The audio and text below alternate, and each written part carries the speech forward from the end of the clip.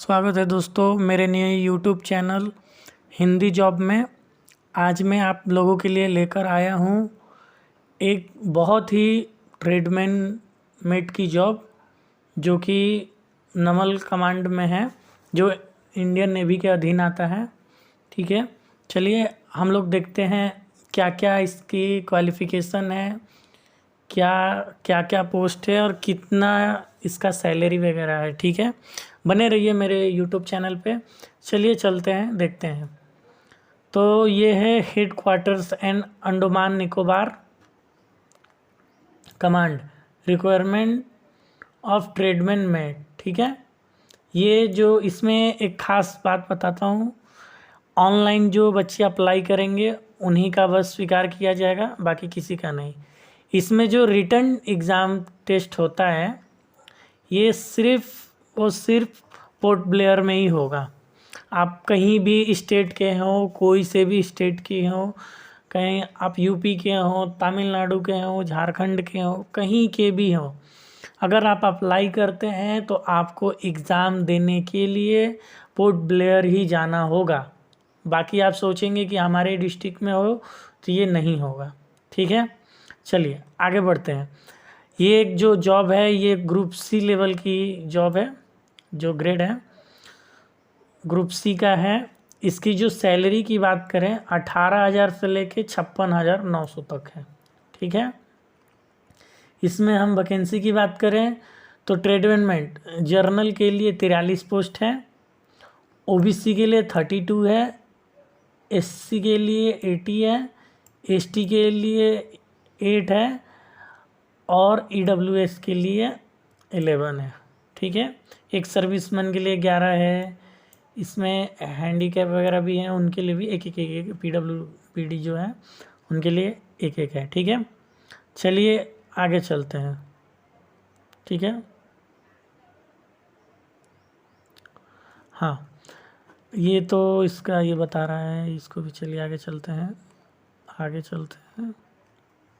हाँ, ये जो रिजर्वेशन है इसका तो पता ही है, जो बच्चे फॉर्म अप्लाई करते होंगे, जैसे जो ईडब्ल्यूएस है, एसटी एससी है बस, और जो हैंडीकैप है उनके लिए ही ये सब रिजर्वेशन का बताया गया है। चलिए एज की बात करते हैं। एज की हम बात करते हैं, इसमें 18 साल से लेके 25 साल तक के लोग अप्लाई कर सकते हैं। ठीक है, इसमें क्वालिफ़िकेशन की बात की जाए तो 10th पास होना चाहिए, और हाँ 10th पास होना चाहिए। जो कि मैंडेटरी नहीं है। अगर आपके पास आईटीआई है 8वीं पास तक भी, अगर 8वीं के बाद किसी ने आईटीआई कर रखा है, उसका 10th नहीं हुआ है, वो लोग भी अप्लाई कर सकते हैं। ठीक है, नहीं तो ऐसे तो 10 तो सब लोग ही कर लेते हैं, इसमें कोई वो दे। चलिए अब ड्यूटी ऑफ नेचर की बात करें। ठीक है, ये वैसे जॉब जो है हेड क्वार्टर का ही जॉब है। ठीक है, तो इसमें हम चलिए बात करते हैं। मेरे कैमरा क्या हो गया, working in production maintenance of ship submarine, जो समुद्र के अंदर जो हमारी शिप चलती है नेवी की, ठीक है, या सबमरीन जो पानी के अंदर रहती है, उन्हीं के मेंटेनेंस का ये जॉब है। ठीक है, करना पड़ेगा। जर्नल क्लीननेस मतलब सफाई वफाई भी करनी पड़ सकती है, ऑफिस वगैरह में फाइल वगैरह भी उठाना पड़ सकता है, और फ़ोटो कॉपी वगैरह फैक्स वगैरह भी हो सकता है इसमें। ठीक है, अदर नॉन क्लेरिकल जॉब मतलब क्लर्क टाइप में असिस्टिंग का भी काम हो सकता है। मतलब इसमें ये जो भी ये सब दिख रही है ये सारे आपको करने होंगे। ठीक है, अगर मैं एक एक बताने लगूँ तो बहुत टाइम हो जाएगा, वीडियो बहुत लंबी हो जाएगी।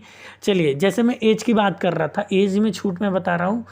एसटी एससी के लिए जो है 5 साल का छूट है। ठीक है, 25 में आप 5 ऐड करते जाइए। ठीक है, ओबीसी के लिए 3 साल ऐड कर दीजिए। अगर पीडब्ल्यूडी है, माफ़ कीजिएगा, इसमें ईडब्ल्यूएस को नहीं दिया जा रहा है छूट। हाँ, अगर आप इसमें पीडब्ल्यूबीडी हैं तो जर्नल को 10 साल, ओबीसी के लिए 13 साल और एसटी एससी के लिए 15 साल तक का छूट दिया जाएगा। ठीक है, अब चलिए वैसे ही एक सर्विसमैन का है, आगे चलते हैं। ठीक है, इसमें क्या दिया गया है, उसमें कुछ खास नहीं है। मोड ऑफ सिलेक्शन हम देखते हैं। चलिए, इसमें जो सबसे पहले आपका जो 10th या 12th का है उसका शॉर्ट लिस्टिंग होगा, ठीक है। उसमें जो इसका अच्छा नंबर आया है उनको शॉर्ट लिस्ट किया जाएगा, उसके बाद रिटेन के लिए बुलाया जाएगा, ठीक है। तो इसमें आपको 2 लैंग्वेज पे पेपर होगा, ठीक है। एक होगा इंग्लिश और हिंदी, ठीक है। जिसको जो आएगा, जैसे आपको इंग्लिश अच्छा है तो आप इंग्लिश से एग्ज़ाम दे दीजिएगा, आपका हिंदी अच्छा है तो आप हिंदी से एग्ज़ाम दे दीजिएगा।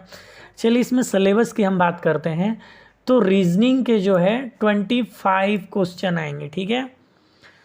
इंग्लिश के हैं ये भी 25 आएंगे, ये मैथ के जो हैं ये भी 25 आएंगे। जनरल अवेयरेंस जिसे हम आजकल जीके और करंट अफेयर मिलाकर सभी में से 25-25 नंबर के क्वेश्चन आएंगे। टोटल ये 100 नंबर का होगा, ठीक है। और मैं आपको एक चीज़ बता दूं कि यहाँ पर कहीं भी ये नहीं दिया गया है कि आपको माइनस मार्किंग होगा, ठीक है। कहीं भी माइनस मार्किंग का नहीं दिया गया है। आपको 100 क्वेश्चन मिलेंगे, आप 100 के 100 अटेम्प्ट करना, आ रहा है फिर भी, नहीं आ रहा है फिर भी, क्योंकि इसमें माइनस मार्किंग नहीं है, ठीक है। चलिए अब इसमें सिलेबस को वही बताया गया है, डिटेल्स में बताया गया है कि क्या क्या पूछा जा सकता है, इंग्लिश में क्या क्या पूछा जा सकता है, मैथ में क्या क्या पूछा जा सकता है, जर्नल अवेयरेंस में क्या क्या पूछा जा सकता है, ठीक है। अब हम डेट ऑफ एग्जामिनेशन की बात करते हैं। तो ये आपके जब आप ऑनलाइन करेंगे तो आप जो ईमेल आईडी और मोबाइल नंबर देंगे वहाँ पर आपको भेज दिया जाएगा, ठीक है। पहले रिटन होगा, उसके बाद डॉक्यूमेंट वेरिफिकेशन और उसी समय मेडिकल भी हो जाएगा, ठीक है। सॉरी माफ़ कीजिएगा। एग्ज़ामिनेशन के बाद आपका अपॉइंटमेंट होगा डॉक्यूमेंट वेरिफिकेशन, हाँ मेडिकल और डॉक्यूमेंट वेरिफिकेशन के लिए होगा, ठीक है। एग्जामिनेशन सेंटर की बात करूँ मैं, देखिए मैं बोला था ना, the written exam for tradesman mate will be conducted in Port Blair. आपका एग्ज़ाम जो है पोर्ट ब्लेयर में ही होगा, चाहे आप इंडिया के किसी कोने से अप्लाई करें, ठीक है। ऑनलाइन की बात करूं तो ये 6 अगस्त से चालू हो गया है और ये लास्ट डेट जो इसका है ये 6 सितंबर है। टोटल 1 महीने का टाइम है जो कि आपको भरना है। आप मैं तो बोलूँगा यार जल्द से जल्द अप्लाई कर दीजिए, क्योंकि आगे बाद में सर्वर का किसी फॉर्म में सर्वर का बहुत प्रॉब्लम हो जाता है, भीड़ बहुत ज़्यादा हो जाती है, ठीक है। और पहले सब पोजीशन की बात करें, ड्यूटी आपकी कहाँ लगने वाली है, ठीक है। The selection candidate will be required to be survive virus units of units department of, ये जो है अंडमान निकोबार के हेड क्वार्टर्स में, वहाँ के लोकल एरिया में, वहीं पे आपका port Blair unit head quarters however will be only for government, मतलब ये वहीं पे आपका जो ड्यूटी है वहीं पे है, अंडमान निकोबार एरिया में, पोर्ट ब्लेयर में, इन्हीं जगहों पे आपकी ड्यूटी जो है रहेगी। बाकी आपके इंडिया में कहीं भी आपको नहीं भेजा जाएगा, यही होगा। ये तो ऑनलाइन का बताया गया है आपको कैसे ऑनलाइन करना है, ठीक है। चलिए आगे चलते हैं। हाँ तो फ़ोटो का इसमें साइज जो है, फ़ोटो का जो कलर फोटोग्राफ है वो लाइट होना चाहिए, मतलब हल्का कलर होना चाहिए। ये नहीं कि पीछे एकदम पूरा लाल कर दिया, पूरा नीला कर दिया, नहीं। मैं तो बोलूँगा आप वाइट कलर बैकग्राउंड में रखिए, जो कि बहुत ही अच्छा रहता है, ठीक है। फ़ोटो का जो साइज होना चाहिए 50 से 20 KB के बीच में होनी चाहिए, ठीक है। उसके बाद हम चलिए देखते हैं, हाँ सिग्नेचर की बात करें तो ब्लैक इंक होना चाहिए, मतलब काले पेन से आपको सिग्नेचर करना है, वो भी 10 से 20 KB के बीच में होना चाहिए, ठीक है।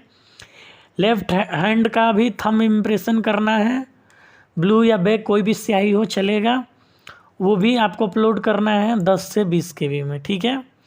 अगर आप EWS से अप्लाई करते हैं तो आपको कास्ट सर्टिफिकेट भी सबमिट करना है, ठीक है। बर्थ सर्टिफिकेट में आप 10th का डाल सकते हैं, ठीक है।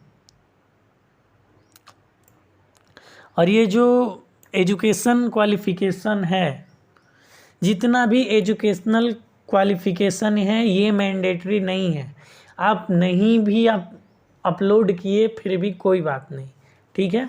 जो एक्स सर्विसमैन है उनको भी यहाँ पे उनका डॉक्यूमेंट जो भी है वो अप्लाई करना है। और यहाँ पे जो भी जो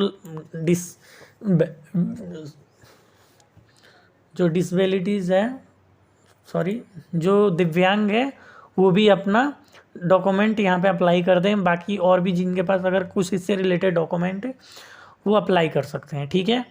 इसको सिर्फ इंडिया के लोग ही अप्लाई कर सकते हैं, बाकी कोई अप्लाई नहीं कर सकता, ठीक है। क्योंकि बहुत से ऐसे केस में होता है कि नेपाल भूटान के लोगों को भी इनवाइट किया जाता है ऐसे जॉब में, लेकिन इसमें मना कर दिया गया है, इसमें सिर्फ इंडिया के लोग ही अप्लाई कर सकते हैं, ठीक है। आगे चलते हैं, देखते हैं इसमें और ख़ास क्या है। मुझे तो अभी कुछ खास ऐसा दिखा नहीं जो मैं आपको बता सकूं। चलिए ठीक है, आगे देखिए।